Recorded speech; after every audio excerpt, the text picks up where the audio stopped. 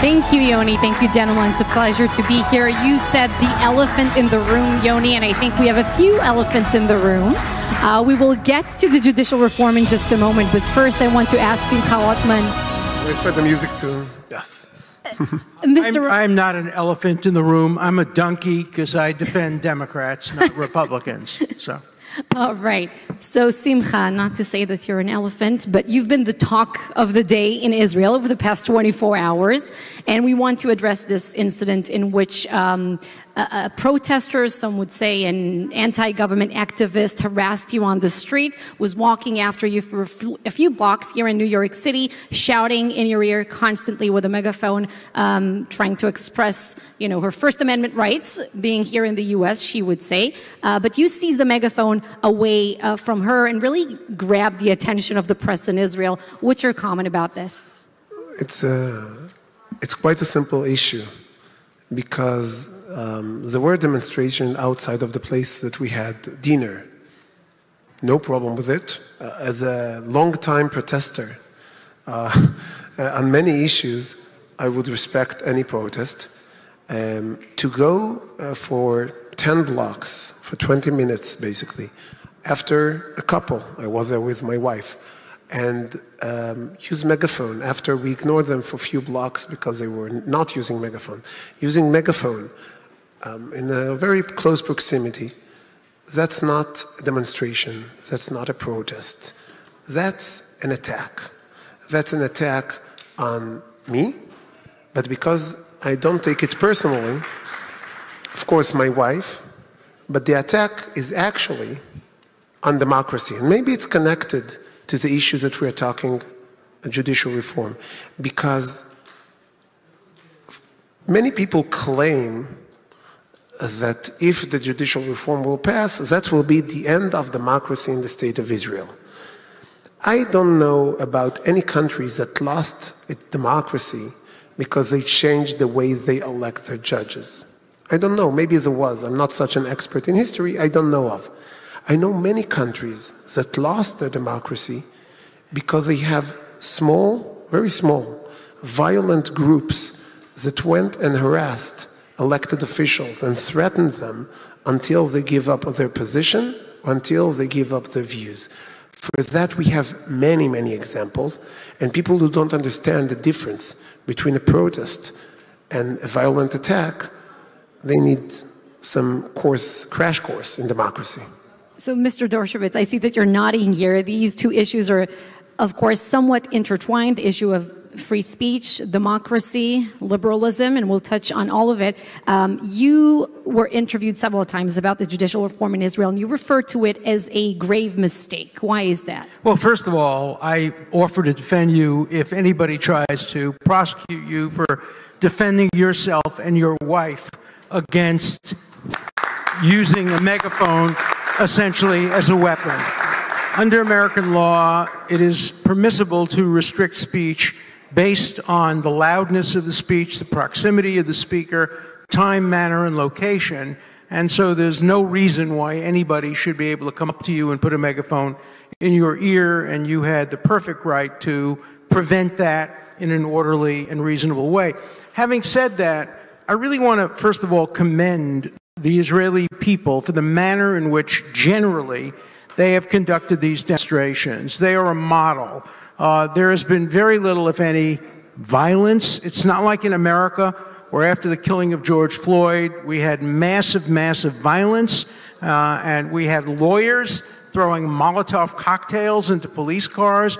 If there's ever a need to prove that Israel democracy will survive this dispute, it's the fact that these demonstrations have gone on now for many, many, many weeks.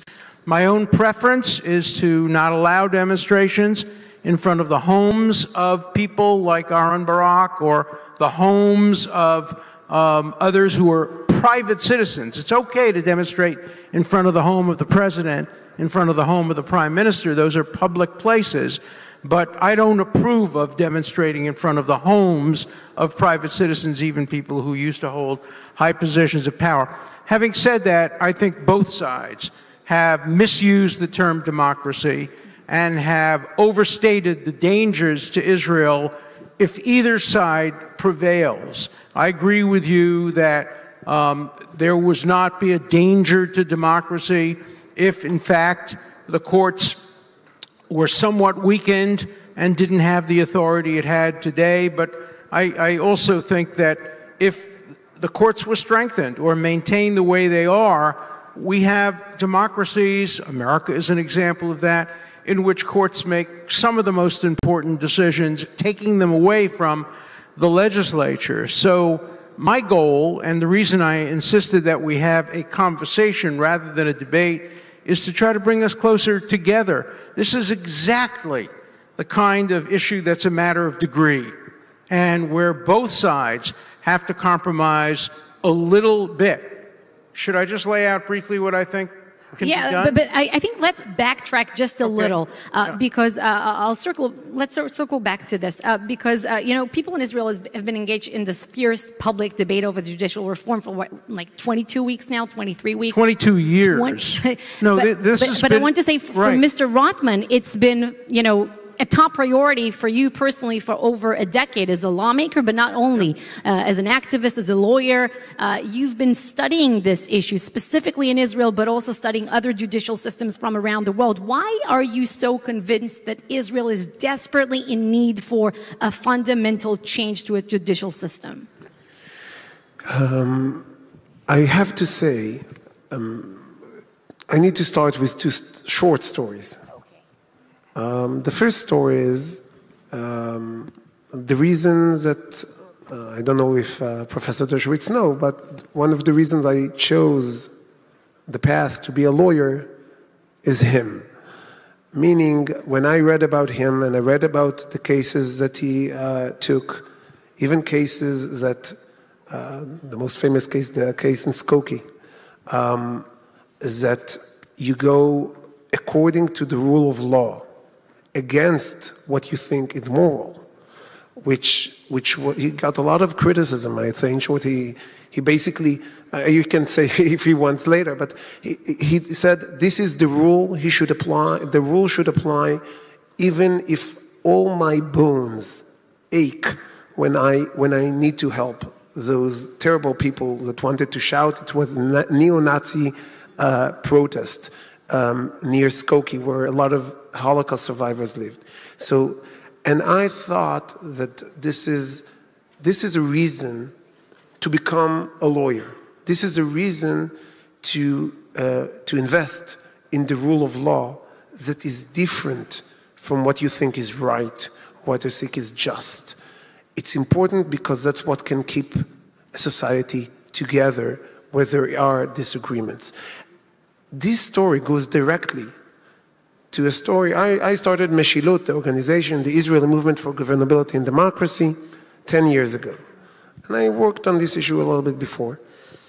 But I think I became more committed in 2015. In 2015, two things happened. One of the Knesset members said that you should go over the Supreme Court with a D9 excavator. I don't know if you remember this quote. Demolished the Supreme Court. It was connected to one of the rulings about Ammona, if I remember correctly. And everyone was very troubled. Some supported, some said it doesn't matter. But it was a very harsh thing to say. It doesn't matter what you think about the case. The other thing happened in quiet. Did not make it to the news.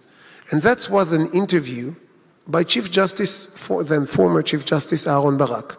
And he was interviewed to one of the law reviews in Israel, of one of Haifa. And the interviewers asked him, what will happen if the court will say something and the government will say something else? It was 2015. I wasn't in government then. It wasn't judicial reform. It wasn't the end of democracy. And Chief Justice Aaron Barak said then something he did not say when he was asked the same question 20 years before. He said, in this case, the army will decide. If the chief of staff will send his tanks to protect the court will prevail. If he will send it to the Knesset will prevail. And I said, if a Knesset member speaks about D9 excavator, and former Chief Justice, who gave a totally different answer a few years ago, is talking about tanks, and by the way, it's against the rule of law to speak like that even, we need to solve this problem, and we need to solve it fast. We cannot status quo, and with this I probably disagree with Professor Dershowitz, status quo is not an option when you get to this kind of tensions. But you are satisfied from the status quo in Israel? Well, I don't think the status quo is an option either. Of course, Justice Barak, who I've known since 1966, and have dinner with him every time I go to Israel, as I have dinner with Prime Minister Netanyahu every time I go to Israel. I've known him since 1973, so I know the people on both sides of this. Andrew Jackson said the same thing when the Supreme Court rendered a decision supporting Native Americans in the United States. Jackson said, the court has decided and now let them enforce it.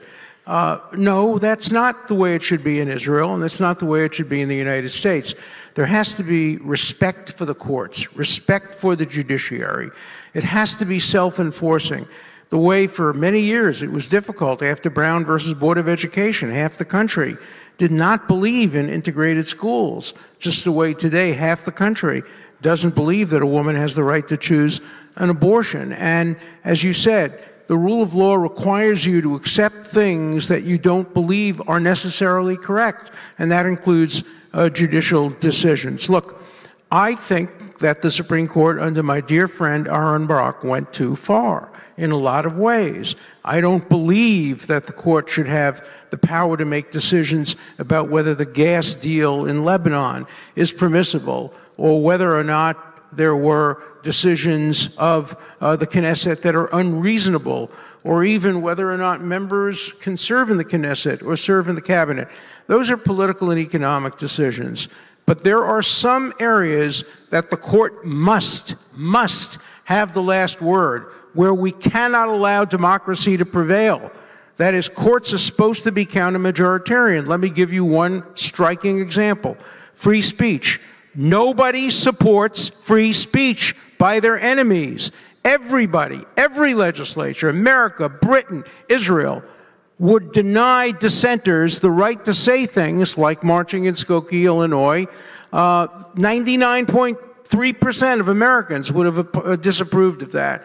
You need a counter-majoritarian Supreme Court to defend certain rights, free speech, due process for guilty people, due process for accused terrorists.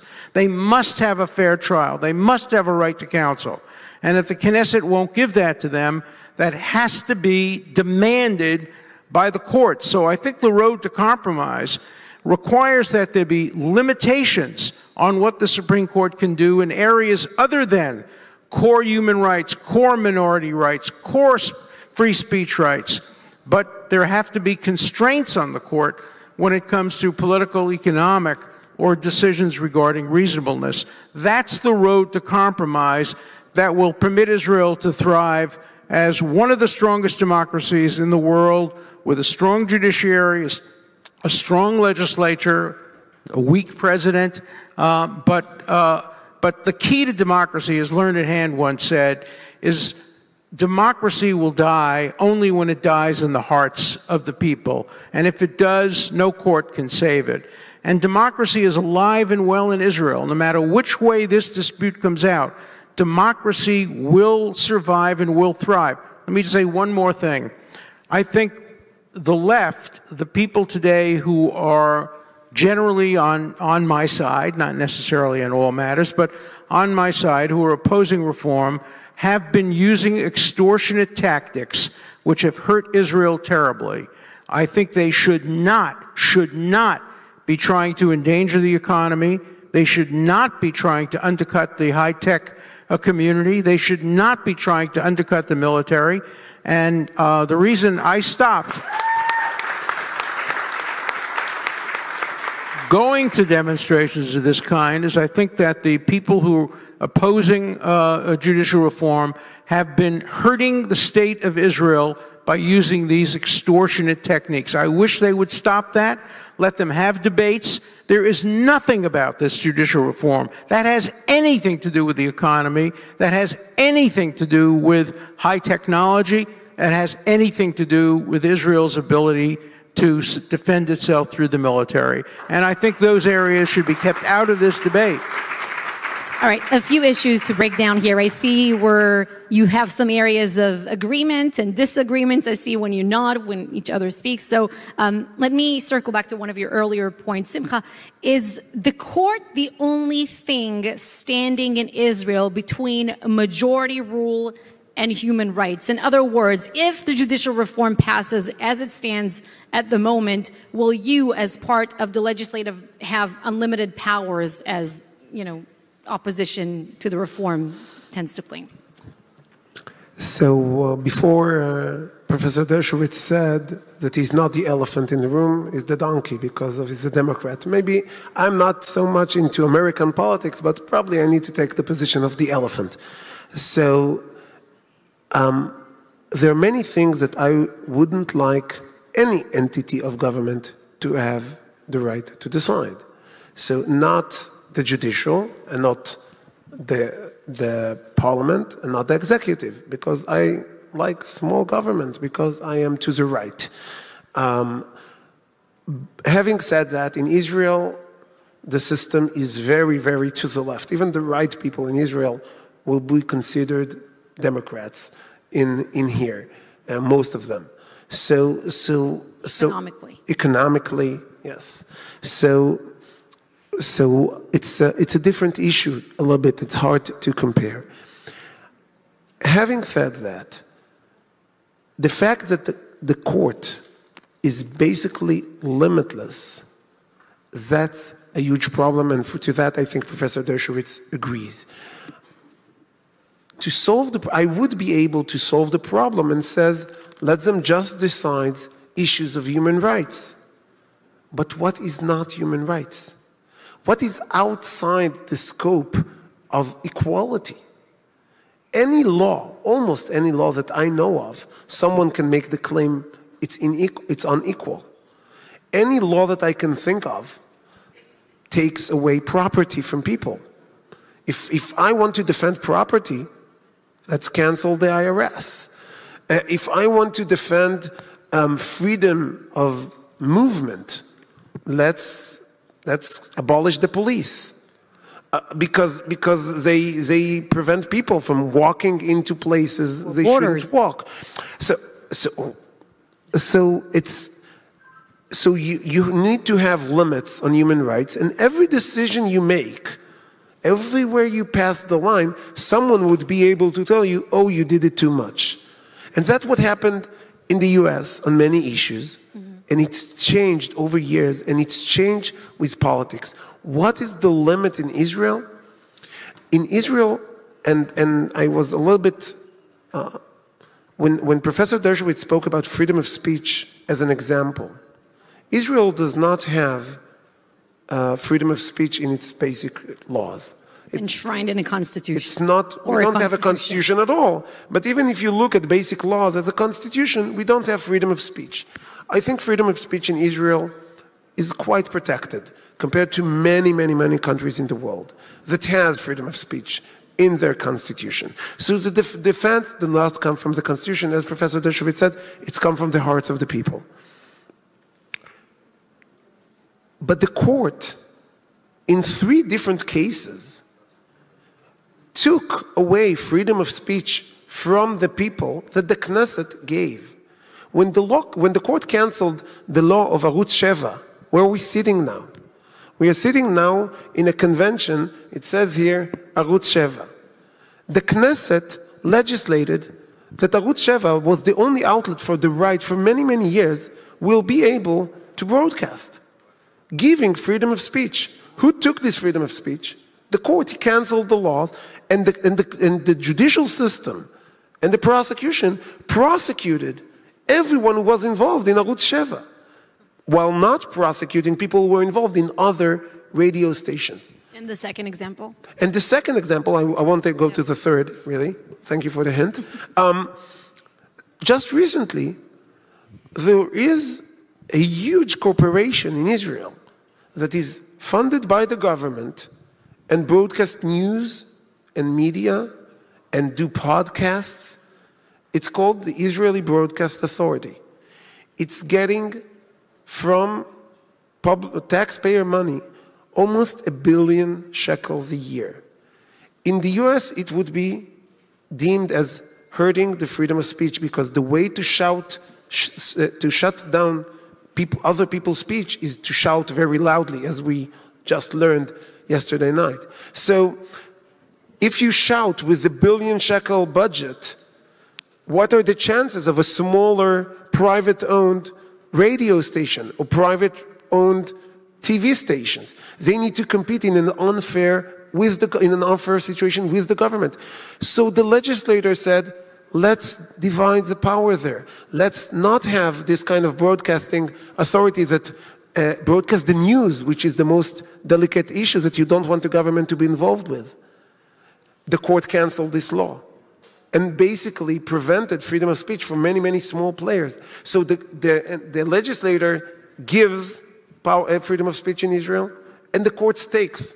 So to say that the court is a defender of rights, and I wouldn't even start with the examples on criminal procedures, where historically in Israel, legislation is so much more a liberal, progressive, take it wherever you want, than what the courts does, because most of the judges, or not most, many of the judges come from the prosecution, and we have, I will just give one number. I know, I'm sorry about the time. I will just give one number. I just recently discovered during a hearing in the Constitution Committee that I got the numbers of how many wiretaps are being asked by the police every year, and how many the courts approve. Now, only certain judges has the authority to approve. They approve 99.6% of the wiretaps that the police asks. There is another kind of wiretaps from the Shin Bet, from the Shabak, which doesn't go through the court. It goes in a different path. And the head of the Shabak, when he's looking on his own workers after all those inner checks that they have in there, he is canceling more wiretaps in percentage and in numbers than the court. So the court is not. I'm sad to say that in Israel, if you want to look for people to protect your freedom of speech or your freedom of due process in the criminal procedure, don't go to the court, go to the legislator. Well, no, I think that's wrong. I think what you go to is a system of checks and balances. The great philosopher Montesquieu contributed enormously to democratic theory, which the United States picked up in its Constitution, by creating a system of checks and balances, a system where all power is not in the legislature, all power is not in the judiciary, all power is not in the executive. There are imperfections. And today, for example, the shoe is exactly on the other foot in America. Today, the left wants to weaken the Supreme Court because they don't like its decisions. In Israel, the right wants to weaken the Supreme Court because they don't like its decisions. We're not going to get perfect decisions. But I have this question. Say it again? I have a question here, because both sides here are talking in terms of saving the democracy.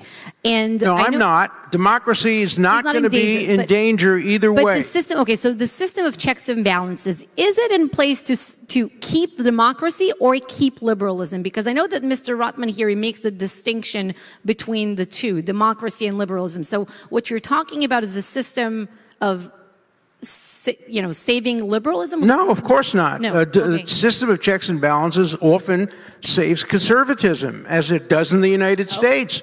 The Supreme Court today is checking the liberal legislative actions and liberal actions of some lower courts. Sometimes the right wins, sometimes the left wins. Sometimes the courts are wrong, sometimes the legislature is wrong.